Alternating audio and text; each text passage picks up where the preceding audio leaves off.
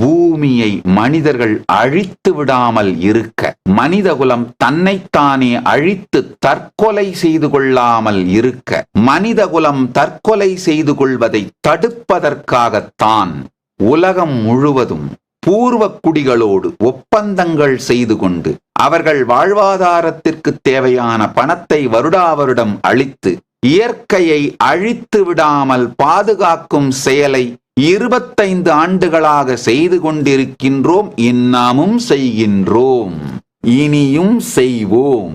ஏன்னா இந்த ட்ரீட்டி சட்டவிரோதமானது அல்ல, எங்க மீது நடத்தப்பட்ட தாக்குதல் தான் சட்டவிரோதமானது. அதனாலதான் எந்த கோர்ட்லையும் போலீஸ்டையும் வழக்கு தொடுக்க முடியவில்லை. எங்களை தாக்கியவர்களால் வழக்கு தொடுக்க முடியவில்லை. சட்டவிரோதமா எங்களை துரத்தினார்களே தவிர வழக்கு தொடுக்க முடியவில்லை. கோர்ட்ல போய் நீதிமன்றத்தில் நாங்கள் வெற்றி அடைந்திருக்கின்றோம்.